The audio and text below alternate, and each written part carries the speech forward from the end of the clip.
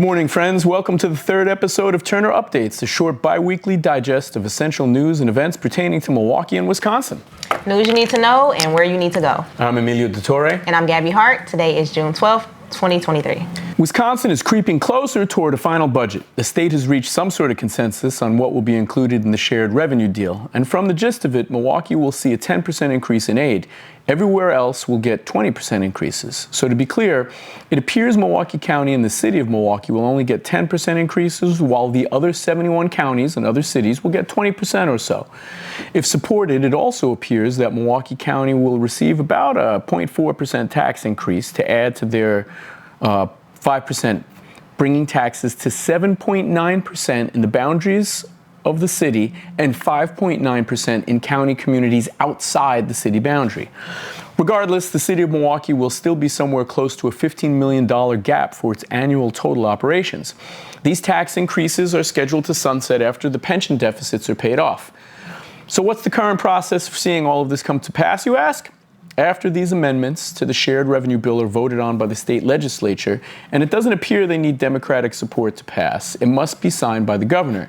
Then, according to this amendment, 2/3 of the County Board of Supervisors and 2/3 of the Common Council must vote in approval for it to be ratified for the municipalities they represent.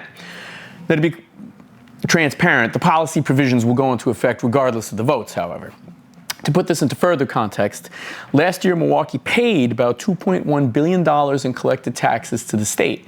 And from that, the county only received about $55 million, and the city $229 million from that revenue, which also included income generated. From a state perspective, the additional funds in shared revenue seek to aid communities that have received little to no state aid over the past 30 years. There are places in Wisconsin that receive basically no aid, or only about $10,000. Over the course of the debate of this bill, hundreds of local leaders from around the state have publicly commented on the need for changes in shared revenue. And Racine, for example, will have a large deficit too, and will probably suffer some big cuts. If this bill passes, the state legislature will have a lot of work to do to fix shared revenue. Additionally, there's a lot happening in the state legislature over the next couple of weeks. Bills on the UW system, health services, Department of Transportation, housing bills, PFAS, which are polyfluorinated substances that become pollutants and are contained in lots of common household and manufacturing items. We'll be hearing about broadband and the American Family Field improvements. Huge state surplus or not, many of these issues will result in limited funding or draconian cuts to Milwaukee services. Thanks a lot, guys. News is still developing on all this, so keep your eyes peeled for more. The floor votes on the budget June 27th to the 29th. SB 101 was passed by the Senate and the Assembly last week. This horrid tidbit prioritizes punishment over prevention and further criminalizes addiction drug users instead of addressing the root causes of drug overdoses in our communities. The bill allows anyone who provided drugs to a person who later fatally overdoses to face a reckless homicide charge and up to 60 years in prison. The bill is just another vestige of the failed war on drugs narrative that pretends we can incarcerate ourselves out of addiction. It also negates Wisconsin's Good Samaritan law by creating a situation where reckless homicide charges may be applied, even if those people have called law enforcement to assist with the overdose. In the words of State Rep. Ryan Clancy, SB 101 does not solely focus on high-level drug dealers or fentanyl. It applies to a broad range of Schedule 1 and 2 drugs and provides a perverse incentive to leave a friend, family, or community member to die rather than call life-saving medical care. Historically and present day, people have gotten less time for actual murder. Manslaughter, hate crimes, rape, pedophilia, the list goes on. This is not the solution, but yet another problem. Also, taking years to approve of a facility that is well needed and sure to prevent these deaths more than locking up those who are addicted and taking their lives away, whilst others who are addicted will continue to get high, is a detriment to saving lives as well.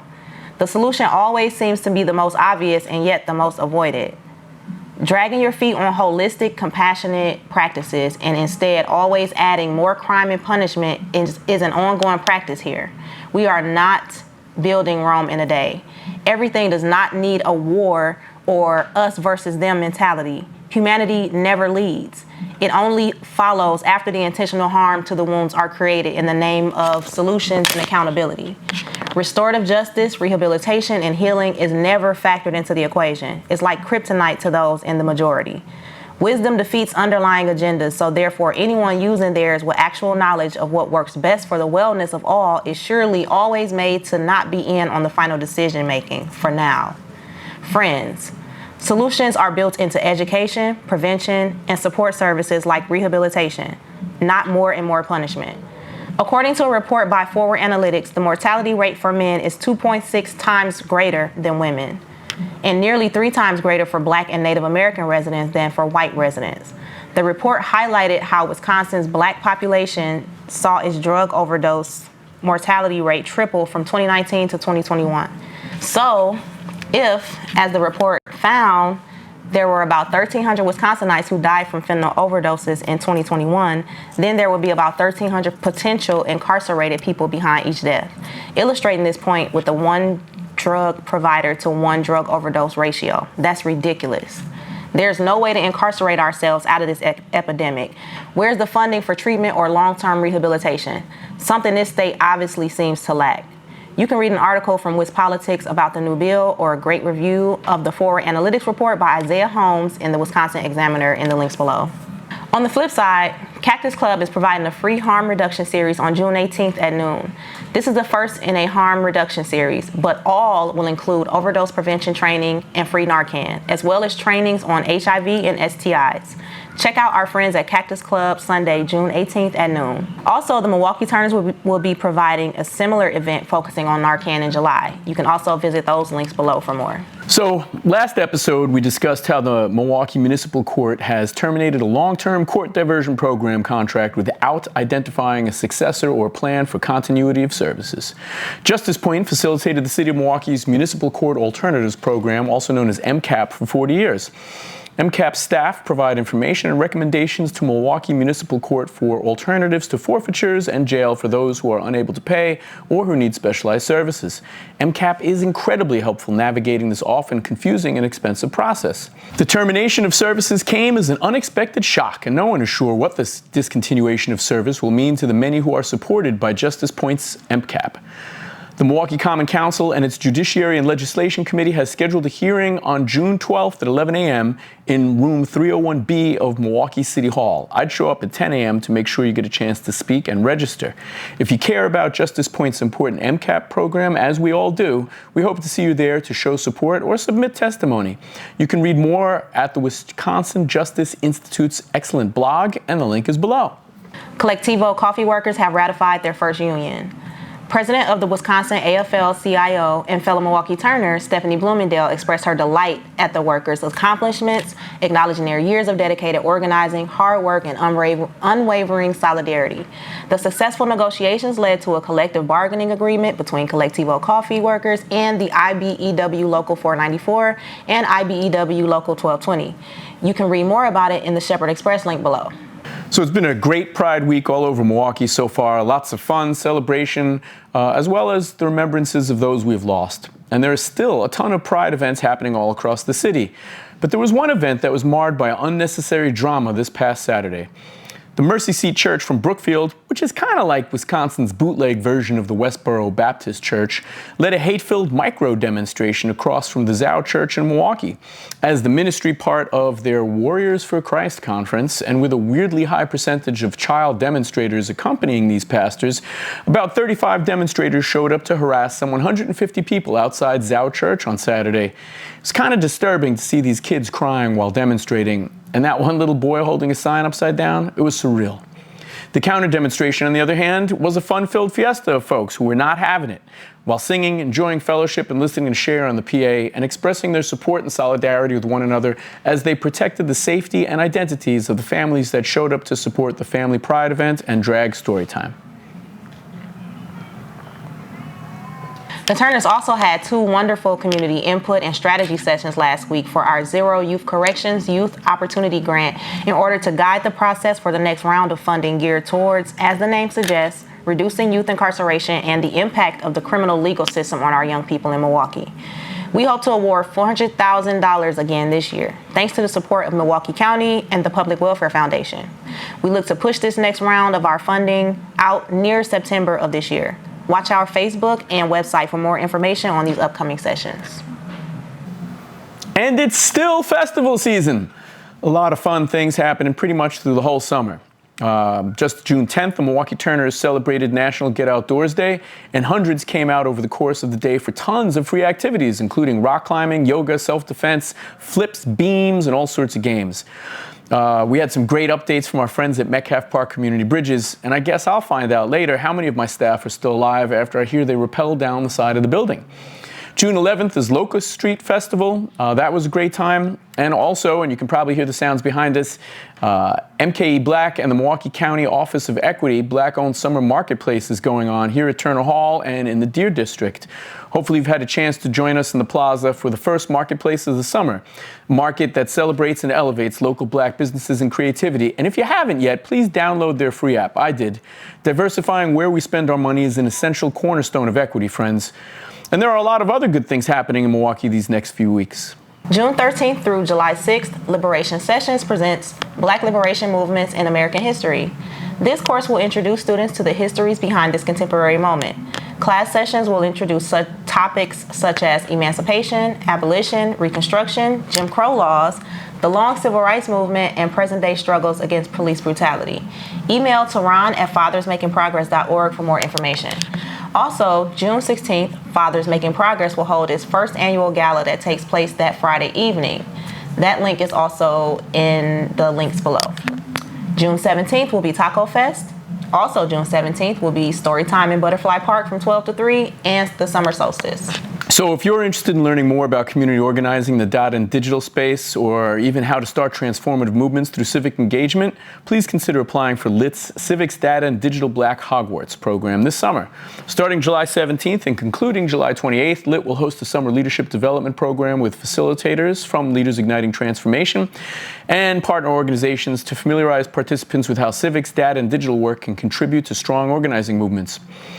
This is a paid opportunity intended to provide political, data, and digital education for young black and brown students in Milwaukee. And it's a great fit for young people ages 14 to 25 who live in the Milwaukee area and have a passion for social justice. The deadline to apply is June 30th, and the application is in the link below. This Saturday, June 17th at 8 p.m., Laughing Liberally will feature our own Emilio de Torre. He will be rude and irreverent, which is nothing new to most of you. Also, June 17th, Your Move Milwaukee presents Game Time in the Park at the New State Music Park, 2616 West State Street. Hip-hop chess club and games, food, free ice cream, and a whole lot more, including food truck vendors, will be there. Link below. June 18th, Your Move MKE Car Show Out Car Wash fundraiser at side lot of 1107 West Mitchell Street. There will be food, chess club setup, music, arcade game bus. Top 25 will receive a kid-crafted trophy. Tuesday, June 20th is the Unity Youth Summit from 10 a.m. to 2 p.m. Food, music, live poetry, and more. This will be at 2821 Vel R. Phillips Avenue. You can RSVP by texting your name to 414-399-3316. On the 24th, Freedom Day at Estabrook Park, Area 8, from 12 to 6 p.m. It's the Freedom Cookout. Food, raffles, games, music, live DJ, bike giveaway, mental health resources, housing resources, job opportunities, and a whole lot more. Also on the 24th, from 1 to 4 p.m. at the Believers for Change and Bose Brotherhood present Youth Mental Health Forum at the Action for Christ Ministry, 6207 North Titonia Avenue, which is in the Silver Mill Mall. And the purpose of this event is to listen to the stories of the young people and adults who suffer with untreated trauma and mental health. Link below. Heartbeats of the City, powered by MGIC, will have you rocking out on your lunch break every Wednesday at 12 p.m. from June 7th to August 30th at Red Arrow Park. Featuring a dozen local and national bands, the event will once again have you getting up and dancing with music each week. Plus, we've rounded up the area's best street eats from 11:30 a.m. to 1 p.m. The link is below. Let Milwaukee's best talent sing, strum, and drum over your lunch break. Lunch to go and live local performances in the courtyard at 411 East Wisconsin Center every Thursday from June 1st through August 31st. So pull up a chair, soak up some sun, and enjoy great tunes all summer long. You can click down below for that information as well. There's also going to be summer spins at Red Arrow Park, which will occur the third Friday from 5 to 9 p.m. in June, July, and August, also at Red Arrow Park. The ice rink will be reimagined as a community roller skating rink for the whole summer. And we'll have music and tunes presented by Roll Train MKE and Milwaukee Downtown Bid 21. So mark your calendars for 3 evenings of unforgettable memories. And those 3 evenings are Friday, June 16th, July 21st, and August 18th. Sunday afternoon market and entertainment at the Cactus Club is also occurring all summer long. There'll be a native plant sale at the Riverside Urban Ecology Center on June 17th at 9 a.m. Musical Mondays in Lake Park also begins this week. Mondays from 6:30 to 7:30 p.m. near the Lake Park Playground. And the night market downtown gets its kickoff Wednesdays this June 14th from 5 to 10 p.m. on West Wisconsin Avenue. All of these great events and more will be linked here right below this video. There's a link tree, so you can pretty much see everything that Gabby and I have mentioned this whole presentation, not only the news articles, additional research and resources, as well as the events. If you'd like to share events or sponsor Turner updates, drop us a line at info@milwaukeeturners.org. Thank you for joining us for this third Turner Updates broadcast. Gabby and I would also like to give a special thank you to fellow Turners Juan Arevalo and Chrissy Fung, who helped us prepare all of this, and to Cheston Van Huss for production, and of course to all of the great folks who shared info and talent to make this possible. Until next time, please take care of one another.